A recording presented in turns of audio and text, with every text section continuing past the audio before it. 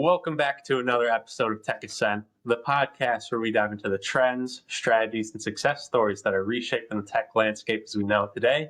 I'm your host, Oliver Clingain. I'm also the founder of Ascension, the premier business development partner within tech. Today, we've got a great guest join us, joined by Ben Hills, the co-founder and CEO of Iris. Ben, welcome to the show. Thanks for having me, Oliver. Excited to be here. Yeah, it's exciting to have you on. Would you mind just kicking us off, telling the audience a little bit about yourself and what you guys do at Iris? Yeah, absolutely. I'm Ben Hills, lifelong entrepreneur. I started Iris after leading an edtech company for 10 years where I was chief operating officer.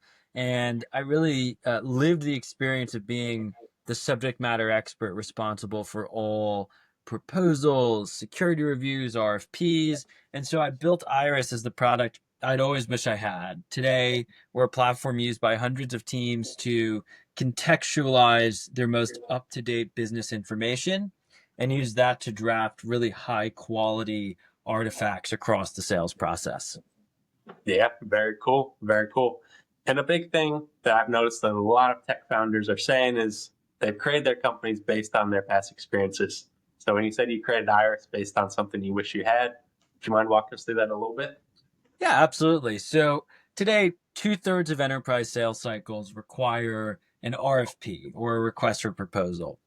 It's not just an RFP anymore. It's also security reviews, statements of work. These artifacts that we call are really dense with institutional knowledge, and you have to do them to win the business.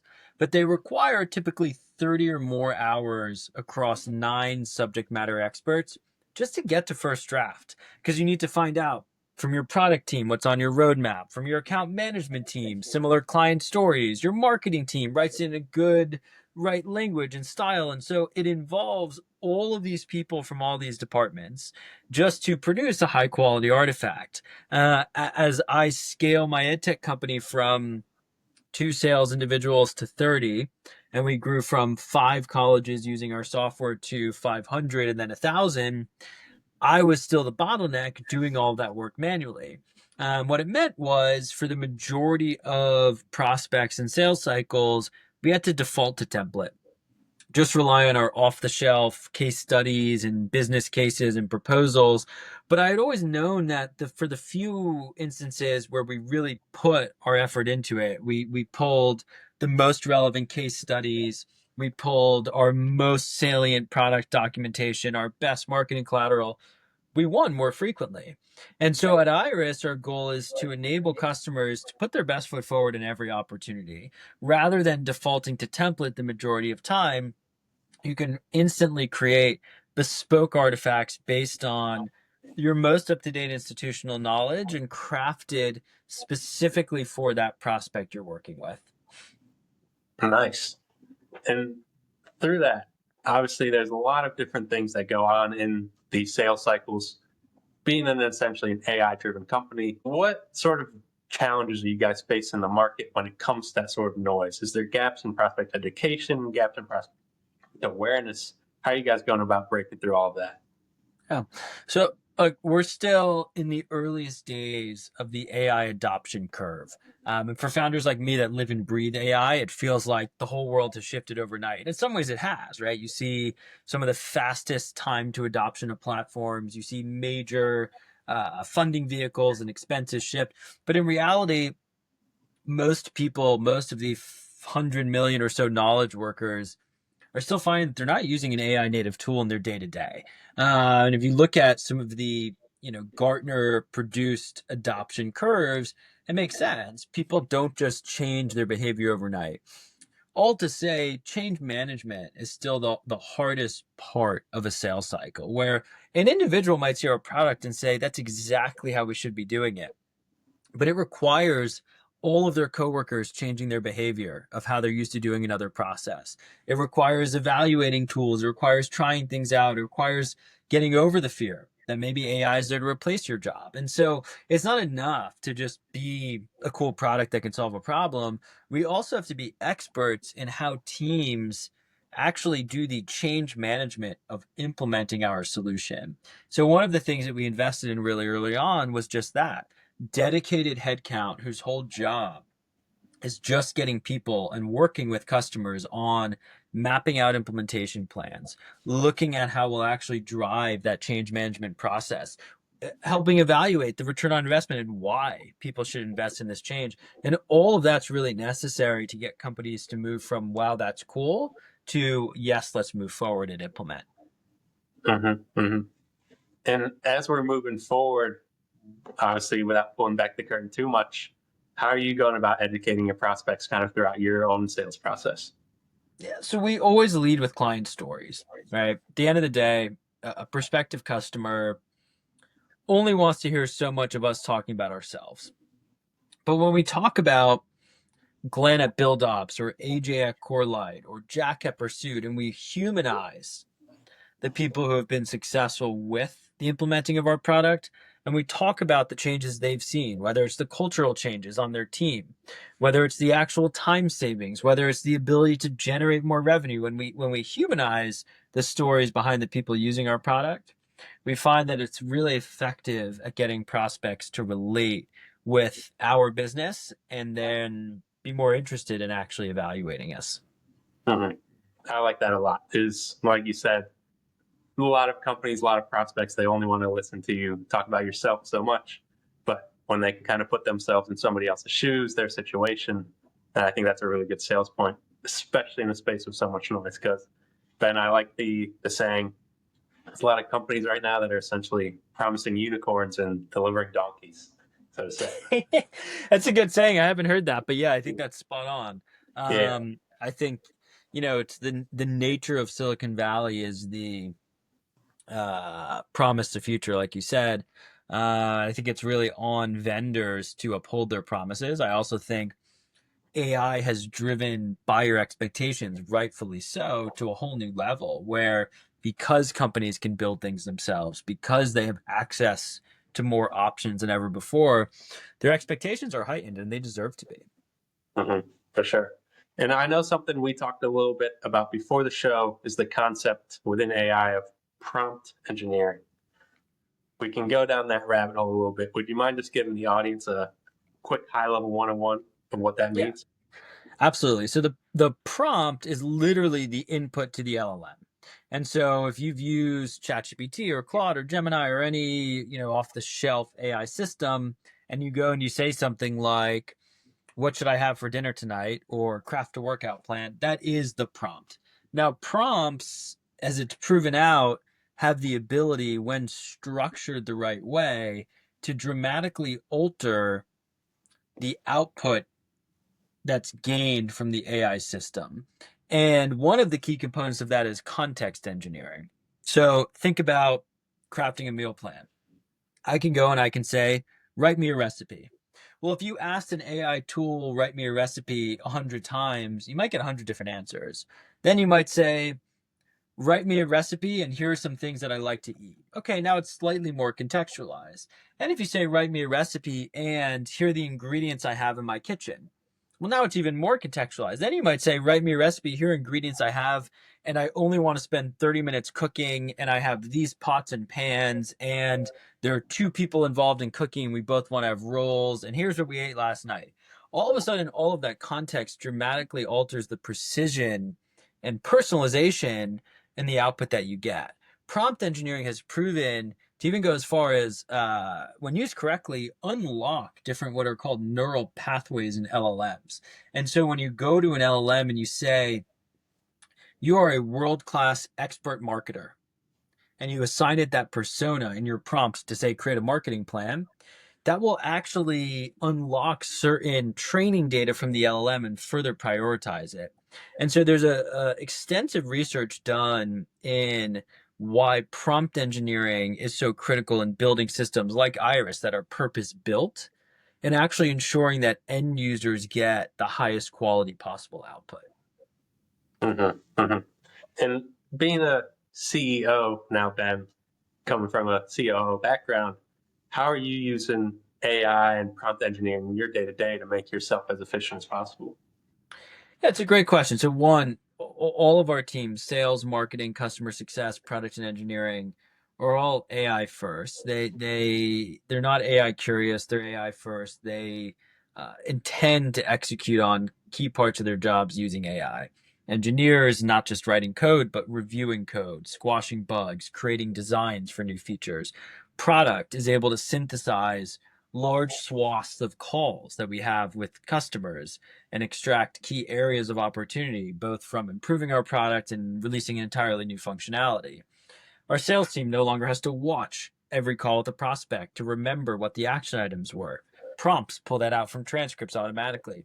And for me, I'm able to aggregate all of this cross functional signal from what every team's working on and use that to better understand what's happening across the organization, where I can step in and provide clarity to my team, and where I think we might need to adjust some of our resources. Very cool. And Ben, you might be surprised to hear, but even though we are in the tech space, a lot of companies do not have that AI first mindset. They don't have that tech first mindset. How Wow. do you go about building a culture that not only enhances that, but encourages it? One, I don't just encourage it, I mandate it.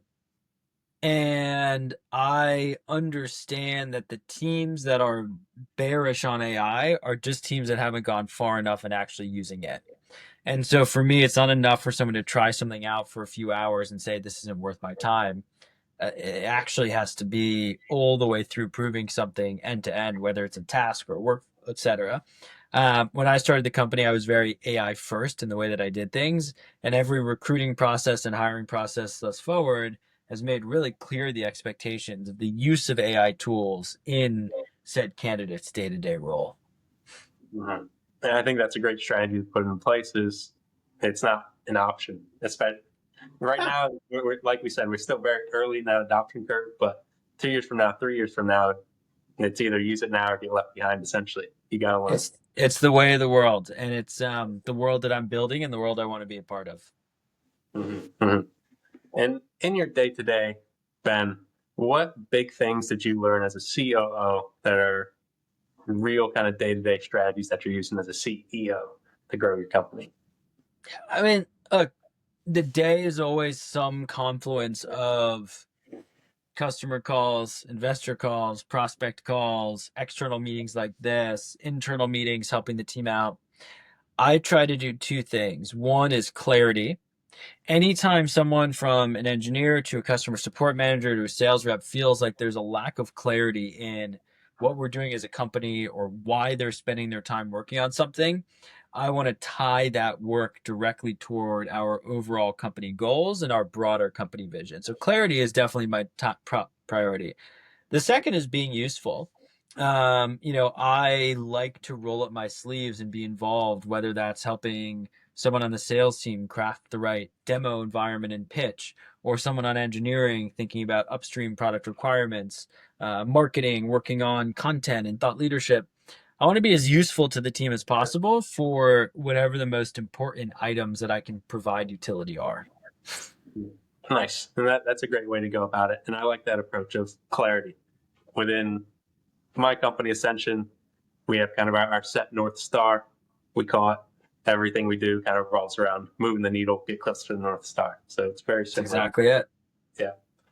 And Ben, coming from an edtech company, you said you guys had some really good growth, going from 50 customers, 500 to 1,000, doing schools, universities, colleges. How have you taken those strategies in terms of business growth and scaling over to Iris? What are you guys doing now in that mindset? Yeah, so similarly to the edtech company, Iris is a very hardcore change management sales process. And what that means is there's not a whole lot of opportunity to like go viral and have overnight success. Our sales cycles and our customer adoption require a few early adopters and believers to then lead to good case studies, to then convince more of the market and so on and so forth. And that's quite a bit of patience that it requires as a business owner, where you just want like the whole world to change overnight. But the physics of business don't really allow that to happen, particularly in a rigid, regulated enterprise setting like we adopt in. So that sort of consultative sales approach and customer empathy, probably the two things that I took the most from my last company is like how do we really have customers trust us and want to work with us and tell us about their business? Let the customers do the selling for you. Exactly. Mhm. And throughout that, I know I've used it a few times, but there's a lot of noise in the AI space. How are you going about breaking through that when you're talking to enterprise level customers? I mean, first and foremost, your product has to do the majority of the talking, right? Everyone's expecting you to try your product out before they buy it. Everyone's reading G2 reviews. And at the end of the day, you can have the flashiest marketing and all of that great stuff. But if your product doesn't help, it doesn't really matter. So that's first and foremost, is that we're investing the right levels in product and R&D to make it all work. The next is we do try to stand out culturally. We try to stand out with our vision, with the events that we host, with the way we position ourselves. I always tell our team every touch point with an external stakeholder is an opportunity to be memorable, as an opportunity to teach them something new, as an opportunity for them to go from a like, to a yeah. And we need to take that really seriously and really value our prospects' time in doing so as well. Mm-hmm. Prioritizing personalization, customer experience throughout. That's exactly it. That's the best way to do it. And Ben, over the past, I know you mentioned at the beginning of the podcast, you've been a lifelong entrepreneur. Rewinding the clock a little bit, what did the early days look like prior to edtech, prior to all that? Yeah, my first business, I was 14, screen printing in my parents' garage, shirts and sweatshirts for clubs and youth groups and high schools. It's called The Shirt Guys. Started with some of my closest friends. Grew that to about 6 figures in revenue and sold that before I went to college. And then in college, ended up in the tech space. I was in DC. There's a big edtech scene there. That's how I ended up in edtech, and then led that edtech company through an acquisition, and then started Iris. Nice. Pretty unique, from selling t-shirts in the garage to selling. Yep. But also really the same. One, you learn that Murphy's Law is a law for a reason, right? In software, it tends to be your demo not working when you're on with your biggest prospect. In t-shirts, it's snowstorms holding up UPS trucks of shirts for your biggest client. It's still the same on business development, right? Like, we were going door to door to local stores selling t-shirts. We get told no 10 times as often as we get told yes, just like selling anything. And it still matters a lot as far as like building a team, right? Like, you're only as strong as the team that you have with you. It's not enough to be a team of one and build a real meaningful business. Yeah, beautiful. And Ben, this is one of my favorite questions to ask towards the end of the pod of multi-time founders. There was one lesson you wish you had learned a little earlier in your entrepreneurial career. What would that one lesson be? Always patience. I have a habit of wanting the world to speed up, and I continue to learn time and time again that patience is important in building a durable generational business. Patience, wise words. Yeah. And so that's from your experiences, Ben. But looking forward now, obviously, as you continue to build Iris, what's the mission? What's the mission? What's the vision? It's kind of the goals on the horizon for you. And so, I mean, we have only scratched the surface on the number of companies that will see dramatic results by using our software. Our goal is, of course, to get live and more clients. Our goal, like our mission, is to make everyone an expert in their own company. We believe that institutional knowledge should be unlocked across organizations. We believe that sales teams can see a dramatic improvement in win rates, time to close, pipeline velocity by using tools like Iris. And we have a lot to show the world and show the market over the next few months that we're super excited about. Yeah, awesome. And it sounds like you guys have built a great foundation to build upon.